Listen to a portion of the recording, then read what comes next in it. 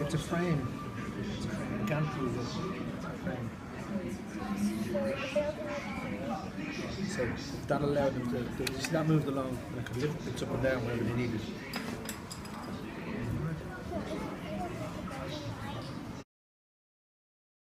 Day after my 14th birthday, Harland and Wolf. That's where you worked in Belfast. My dad got me my start, then my brothers after me. You could hear the noise from where we lived, but nothing prepared you for the size of the place.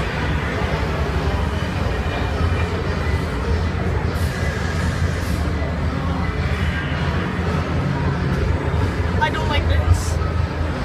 I was there from the beginning. I watched the ship race through the keel blocks. They slipped like wooden blocks on the slipway to start with. Then the keel is top of it, like a backbone. And the frames attached to that, like a skeleton. Workshops everywhere. It took weeks to find your way around. There'd be workshops for every trade you ever heard of. Painters, sailmakers, coppersmiths, boiler makers, cabinet makers. I even learned a bit about French polishing off them. Harland was a fine place to work, but dangerous. Every ship crossed the reef, and there'd be lots of injuries besides. I was in the engine works for a while. Very well equipped it was. That's where we built the triple expansion engines.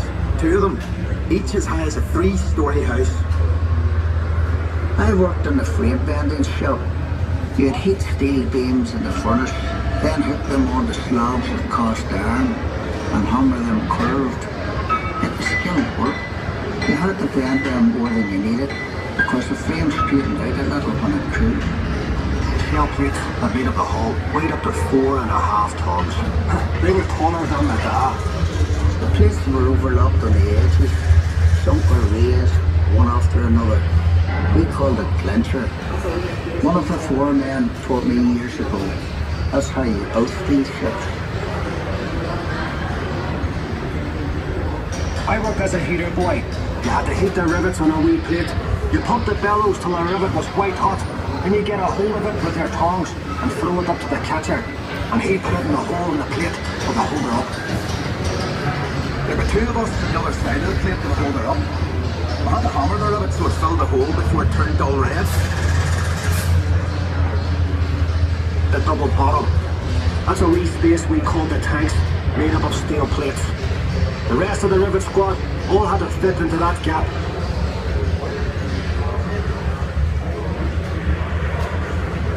One of the 4 men would check each rivet with a special hammer. If it made a ringing sound, we'd have to get back and chase it out after work. I'd get scared working down in that double bottom. We only had candles for light, and the constant hammering against the shell plates. You could hear it all over Belfast. Some of those boys ended up stone deaf, so they did. We were paid 31 bob a week. The heater boy and catcher got 16 bob, but we all worked the same 54 hours. The upper deck was steel too, and part of the strength of the ship. There's no straight lines in a ship, and when you look down the rudder deck, you can see the sheet of the hull, but stopped her flexing at sea. The stern frame had to be strong enough to take the rudder turning in heavy seas. You'd have all these timbers and guy wires to steady the frame, and men scurrying around like ants underneath. When we came to launch day, I was torn between pride and fear. The standing ways were coated in tallow, train oil and soft soap. So the ship would slide and the ships were weight off the blocks. That was the most dangerous part. When the shipwrights were knocking away the last props, they were under compression, you see, and the sliding ways would be released by the hydraulic trigger. 100,000 people watched the launch. Some paid a bob to sit in the reserved seating. There were extra trams laid on. Then we all went off to the pub to wish her well. Look, you were proud to be an island man that day. And Titanic was the pride of Belfast.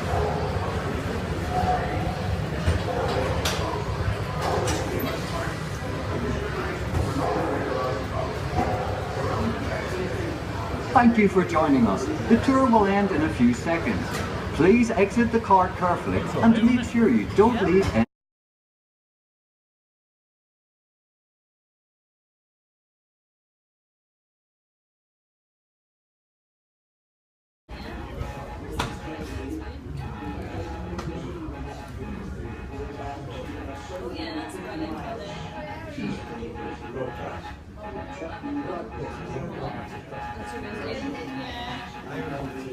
I never got to it's terrifying.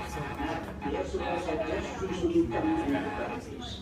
But prior to that, the CQD that was a Marconi manufacturer. It never had official recognition. I think that's where he exercised very excellent judgment. So he'd call CQD and then follow immediately with SOS. Then he kept that up every few minutes. I was admiring him for the judgment he was using, rather than fearful of his death.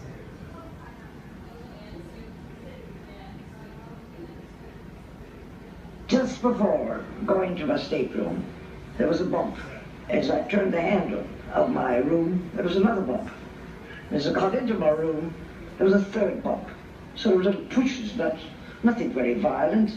And I slipped on a coat over my white satin evening dress. My stateroom had a door leading to the promenade deck. And as I got out on the promenade deck, I saw a large grey, it looked to me like a building, floating by. But that building kept bumping along the rail, and as it bumped, it sliced off bits of ice. Ice fell all over the deck. We just picked up the ice and started to play snowballs. We thought it was fun. We asked the officers if there was any danger. They said, no, nothing at all, nothing at all. Nothing at all, just a mere nothing. We just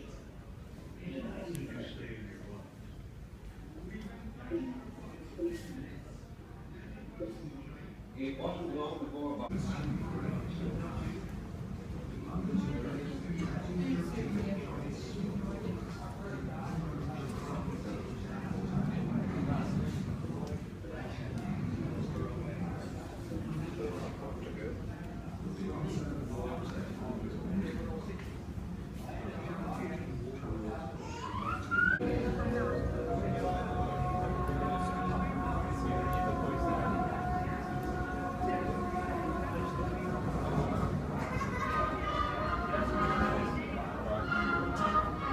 Mills trying to get to New York City. Wow, that is incredible. It's a great shot.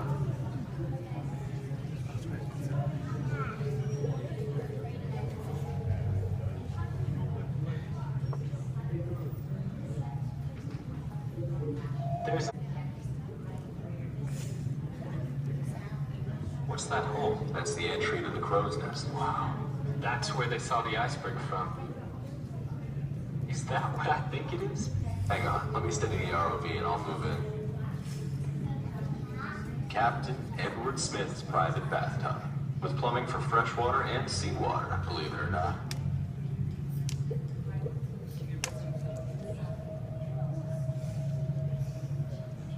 What are those? Memorial plaques. There are several of those on the hull now. And that's a telemotor.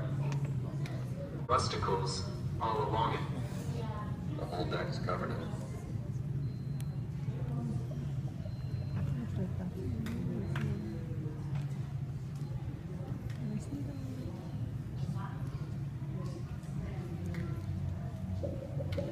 This would be the what? The poop deck.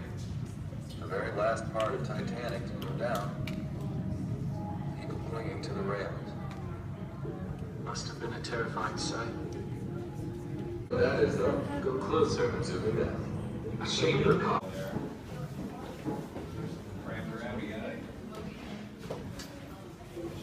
That's a ring. It's almost like a snapped off with that. Rats? Yeah. This guy's pretty old. Going back a smidgen, those are the two chains that go onto the air. Probably zoom in on that.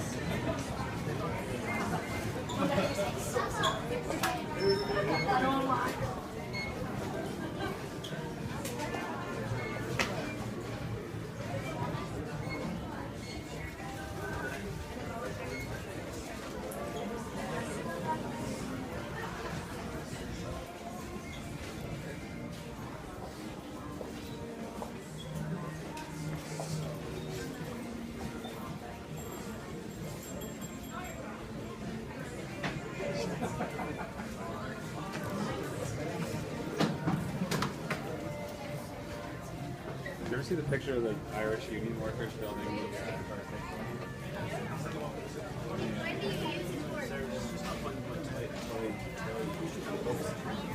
There's no point in going.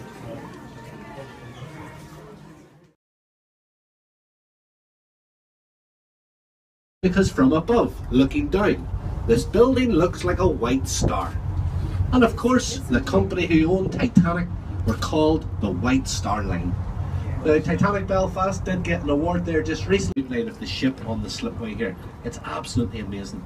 So by looking out to the right, we can now see the size of Titanic, and by looking at these posts, all the names of the people who died. Because here on the wee tram, we do like to celebrate the construction, the engineering, the ingenuity and the innovation that was going on here all those years ago. But you know, we cannot forget Titanic was a massive tragedy and many, many people died. And also, if you are around this Friday night, it is the anniversary, come down to the slipways because we're having a candlelit vigil, which is always very special. Also looking out to the left as well, another selection of names. And these are all people of the crew who perished on Titanic's hull together. The guys who did the rivets were called the riveters, and they were the most well-respected men in this shipyard. They were the hardest workers, and because of being exposed to the loud noise, nearly all of the riveters become deaf in later life. Now this is very interesting here. These pieces of grass city. This is the last tram line you'll see in Belfast today. So, this tram that you're sitting in today, this was designed to look exactly like the trams that the men would have used over 100 years ago. The last surviving ship that served during the Battle of Jutland in World War I. It was a light cruiser. There was 5 of them built in Birkenhead. This was the only one that survived.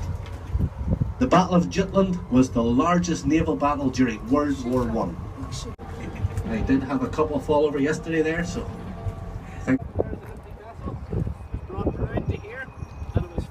in the world. Now we just seen the Titanic dock, which was the largest dock in the world in 1911 when it was built. Well, this dock here is over twice the size of it. So that gives you an idea that after Titanic we went to build even bigger ships. Now if you look at Edward Harland over as a foreman, because he had quite a fearsome reputation. So he was brought over from Scarborough as a young man as a foreman. Folks, it's estimated that 60 million people around the world today can trace their ancestors back, and God bless.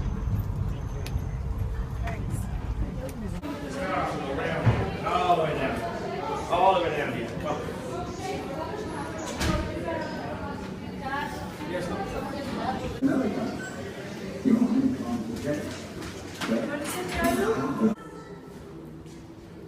Lubricating the prop shafts.